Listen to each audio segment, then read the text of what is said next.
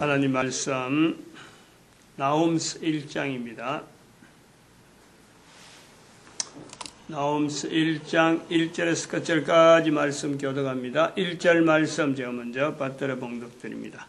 니네에 대한 중한 경고 곧 엘고스 사람 나홈의 묵시에 그리라.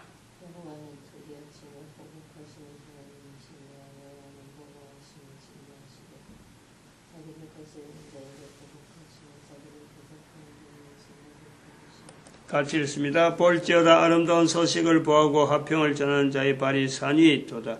유다야 내 절기를 지켜 내 서원을 갚을지어다. 악인이 진멸되었으니 그가 다시는 내 가운데로 통행하지 아니하리로다. 아멘.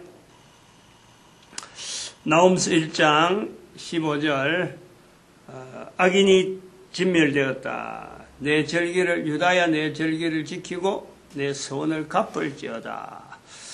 유다를 여기에서 유다를 김유신 할 때 유자가 있는 내용이 인도 사람이다 라는 표현에서 유자가 들어간 거, 이것을 유다라 봐라, 유다라고 보라. 그러면 그 유태인이라는 뜻이고, 또 한편으로는 주겠죠. 유다. 영어로는 주다고, 히브리어는 유다가 나오는 거예요. 그 유 발음이 비슷해서 또 인도에서 넘어온 사람 아마 이렇게 되어지지 않겠느냐.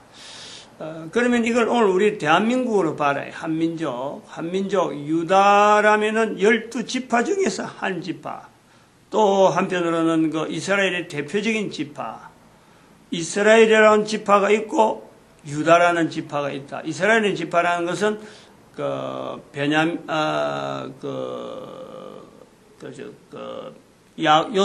요셉과 베냐민, 이것을 이스라엘이라 부르는 대표적인 에브라임 지파를 대표적인 또 이스라엘의 대표적인 지파. 그 북왕국을 이야기할 때는 그렇단 말이에요. 그러면 북왕국과 남왕국을 구분하기 위해서 유다가 분명히 또 나타나는 거죠.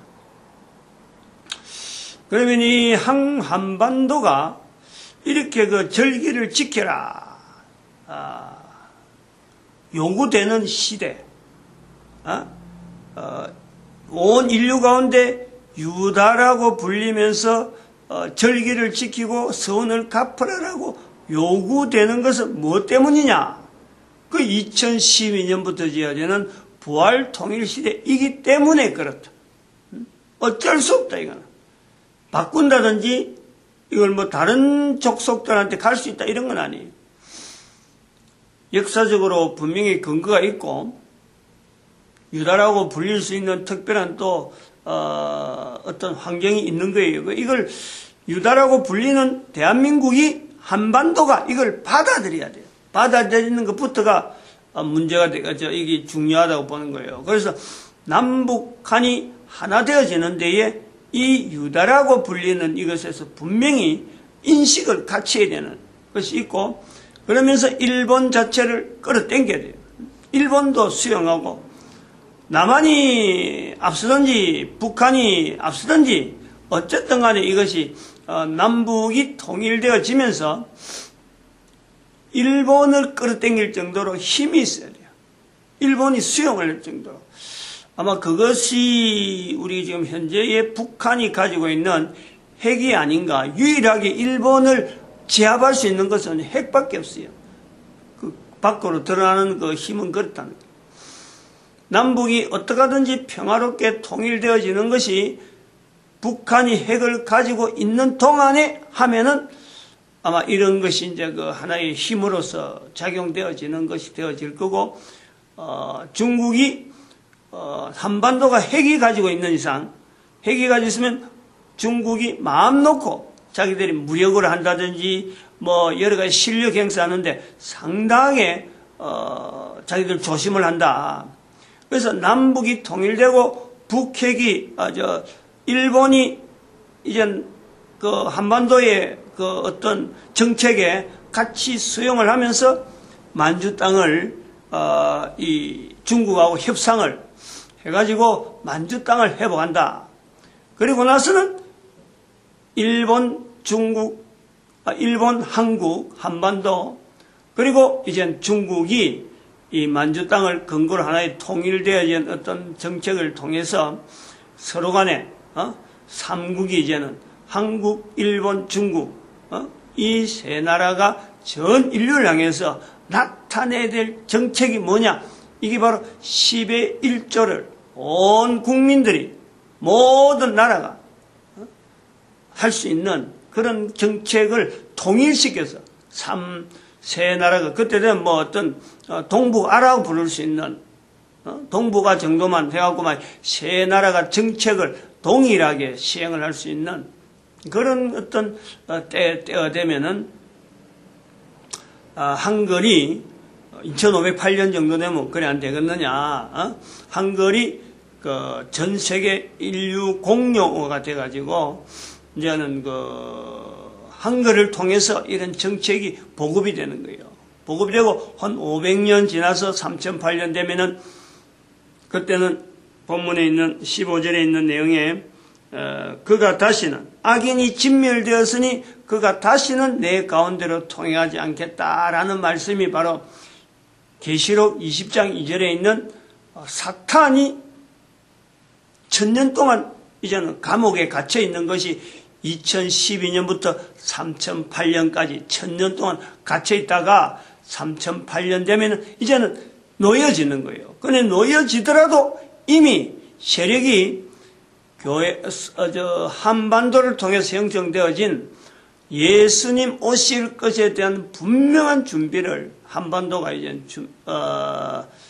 열방의 선지자로서 또 홍익인간으로서 이걸 구축해놨는 세력이 형성되기 때문에 2508년 지나면 이제 그 세력이 완전하게 전 인류 가운데 드러나기 때문에 사탄이 힘을 못 쓰는 거예요. 그러니 사탄이 힘을 못 쓰면은 사탄에 의해서 조종되어지는 인간들하고 한반도로 형성되어지는 예수님을 기다리는 그 어떤 인종들하고의 이 투쟁이라는 것은 이제는 그야말로 물과 기름의 어떤 구분처럼 완전히 구분되는 거예요. 그래서 물에 떠 있는 물에 떠 있는 물 위에 떠 있는 기름처럼 건세를 가지고 힘을 발휘하는 것은요 사탄이 하는 거예요. 사탄이. 저들이 모든 것을 다 붙잡고 있는 거예요.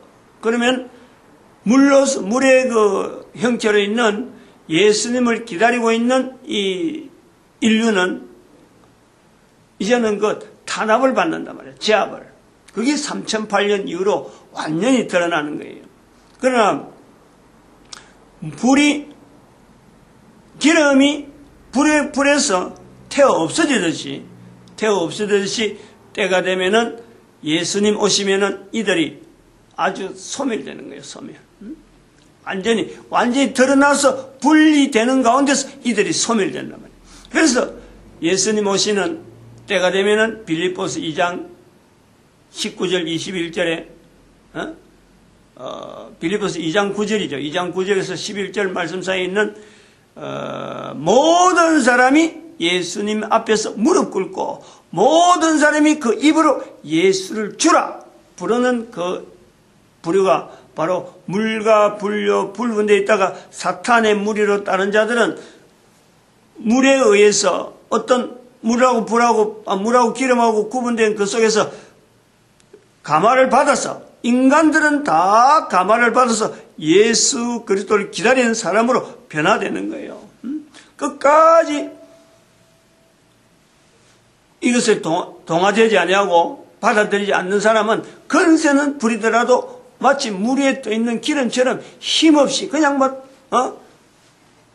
저들은 소멸되어 가면서 예수님 오시면은 모든 사람들이 다 예수를 주라 부르는 그때가 온다. 그 3008년 이후라는 거예요. 3008년 이후. 한글이 인류 공용화 된다든지 그냥 허황되게 대한민국의 목사니까 그냥 허황되게 이야기한다. 이렇게 봐버리면은 그렇게 볼 수도 있는 거예요. 그렇게 보는 것도. 그렇게 보는 것은 바로 이 나훔서가 묵시라고 하는 것에서 묵시라고 하는 글이 남아있다, 성경으로 남아있다 라는 것 자체에 대한 연결을 하지 않는 거예요. 천년을 내다보고 하는 내용이지만은 내가 천년까지 산다는 것은 아니기 때문에 지나간 5천년, 지나간 6천년, 지나간 인류의 시대를 내다보고 그런 것을 바탕으로 해서 앞으로 천년을 이야기하고 있는 거니까 기 있는 자는 그야말로 들을지어다요. 기 있는 자는 계시록에 있는 말씀처럼 시간이 많은 것은 절대 아니기 때문에 이건 누구든지 이 내용을 들으면은 듣는 적시에서 움직여야 돼요. 듣는 적시에서 하고 있는 모든 일의 중심을 방향을 바꿔야 돼요. 중심 자체를 잡으면 방향 바뀌도록 되어 있으니까 중심 자체 내가 하고 있는 일하고 예수님 오시는 일하고 지금 현재 한반도에서 되어지는 이 사태하고는 분명히 맞춰 나는 그런 식으로 이 동영상을 봐라 이거예요. 가까운 것으로 드러나는 것은 뭐냐? 2508년, 3008년 이야기하는데 가까운 이제는 시간 안에 되어질 일은 2114년 되면 인류가 63억이 된다. 줄어든다. 지금의 10분의 1이 준다. 11조를 나타내는 거예요. 11조. 앞으로 천년 하는데 나타날 이 일이 되어질 것에서 인류의 사람 숫자가 인류의 수가 70억에서 불어나는 것이 아니고 63억으로 줄어든다. 그리고 이 줄어드는 것이 계속 준다. 계속 주는데 그 계속 주는 속도가 사람들이 알아볼 정도로 이렇게 막 팍팍팍 준다. 엄청난 사고와 사건들이 막 소문들이 나타나는 거예요. 근데 그 있을 때는 몰라요. 지금 내가 살아있는 지금에는 이 인구가 주는 것에 대해서 표가 안 나요. 근데 내가 죽고 사람이 죽고 후대 사람들이 몇 년도의 사람부터 시작해서 몇 년도 줄었다 이렇게 알 정도로 현재 있는 사람은 왜냐면 죽어버리니까 자기가 그걸 확인할 그 시간이 없단 말이에요. 이런 것을 가지고 2114년에 발표가 63억이다 하고 나면은 바로 이 2508년이든 3008년이든 이런 것에 대해서 분명히 연결해서 뭐 그때까지 기다려가지고 되는 거 보자 하고 할 건 없어요. 바로 적시 방향이 그래 가니까 어쩔 수 없어요. 우리 한반도에 대한 이런 표현에서 한반도가 가지고 있는 여러 가지 역사적인 내용을 가지고 우리 민족이 가지고 있는 어떤 참 독특한 성향, 이런 내용을 바탕으로 해서 옛날에 있는 자료를 가지고 자꾸 이걸 뭔가 좀 독특한 나라다, 독특한 민족이다라는 것을 이런 표현하는 내용들이 굉장히 많아요. 어느 부분에도 우랄 알타이 언어학하는 이 부분에 대해서도 그 알타이 계통의 언어라 해서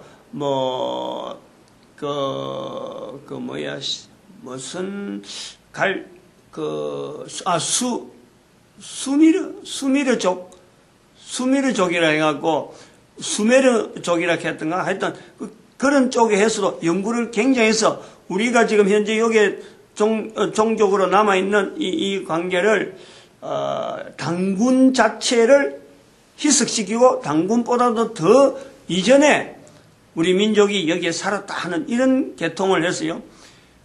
우리가 기원전 2333년보다도 더 이상 5000년, 기원전 5000년, 기원전 7000년, 이렇게 이야기하는 사람들이 많이 있어요. 그들, 여러 가지 경우를 가지고 하는데, 또,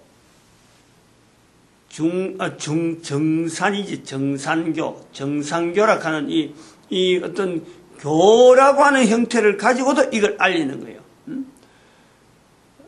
이걸 따지려고 하면 굉장히 많은데, 우리나라의 역사를 가지고 마치 종교 형태로 만들어가는 것이요. 천리교도 그런 식으로 주장을 많이 하고 굉장히 많단 말이에요. 우리나라 역사가 좀 독특하다는 거예요. 이거는 우리나라 역사가 독특하다는 말을 하는 경우는 두 가지를 분명히 해야 돼요. 잘못된 부분이 있다. 뭐냐? 잘못된 글자, 잘못된 한글 이전에 글자로 기록된 한자어를 가지고 풀이하면서 접근하는 거예요.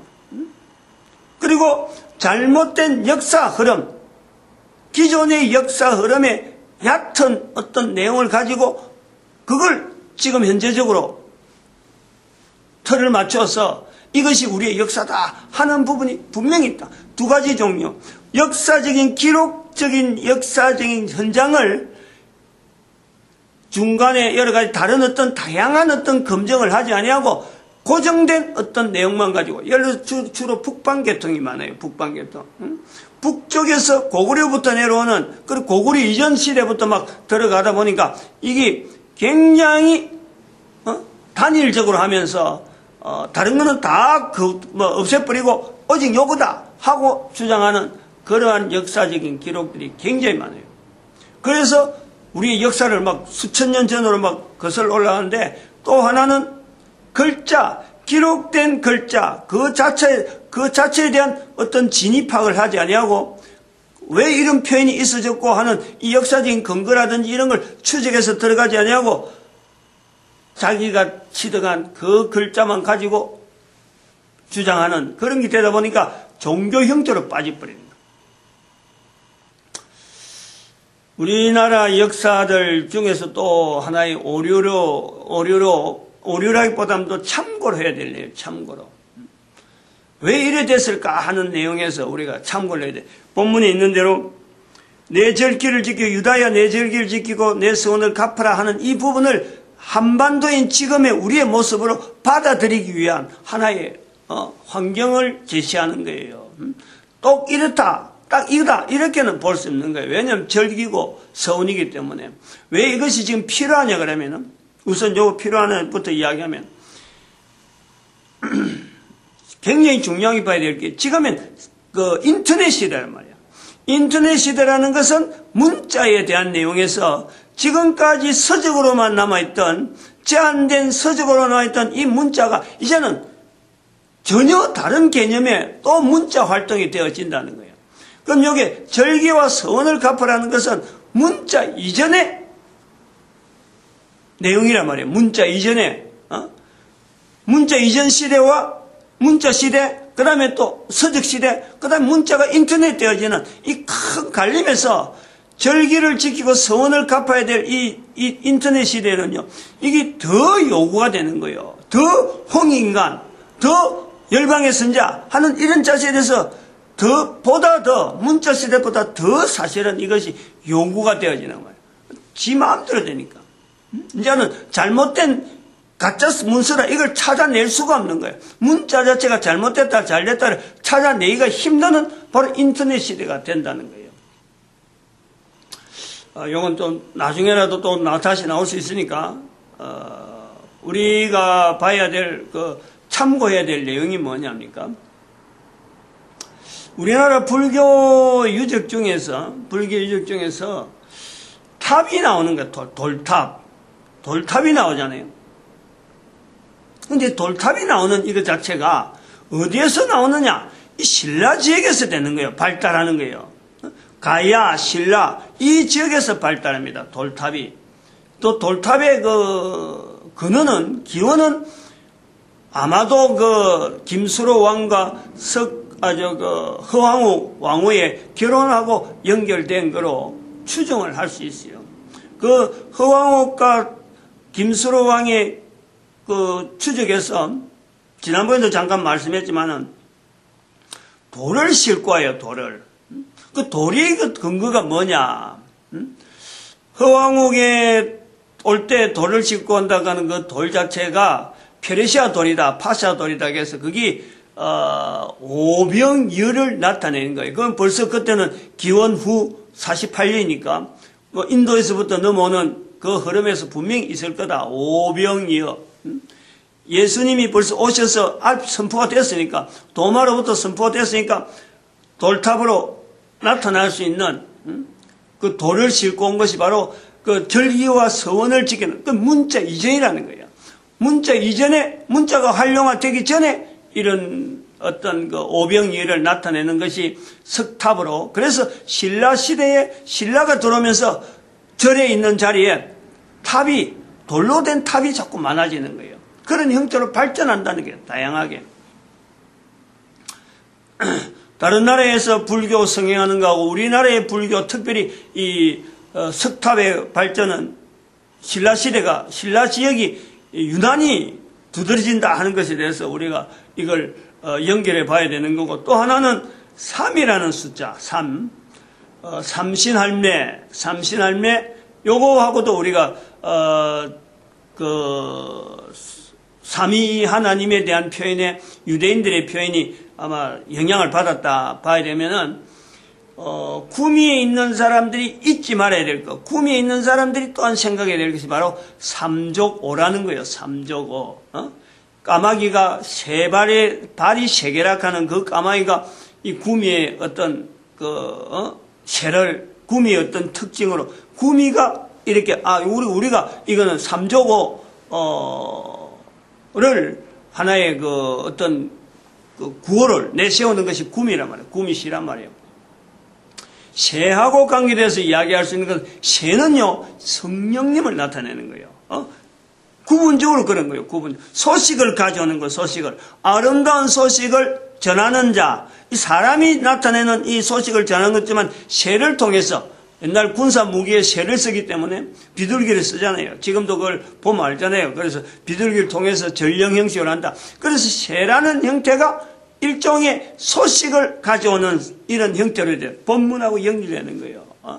삼조고라는 이 내용은 구미가 잡고 있는 세 발 가진 까마귀, 즉 다른 말로 하면 일이 위삼이, 하나님에 대해서 성부, 성자, 성령, 하나님에서 삼족오를 잡고 있다는 것은 바로 성령님에 대한 어떤 표현을 나타내는 일종의 오래된 문헌이다 볼 수 있다는 거예요.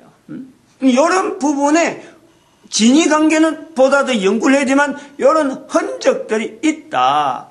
우리 민간에 있는 여러 가지 내용 중에서 유태인을 통해서 절기와 서원이 갚아지는 과정에 남겨진 내용들이 있다. 참고로 하면서 또한 자꾸 이렇게 듣는 것은 바로 우리 민족이 가지고 있는 독특한 환경, 이것을 주변에 있는 내용을 자꾸 이렇게 모으는, 그러다 보면요 분명한 줄이 나오니까 마치겠습니다. 기도드립니다. 할렐루야.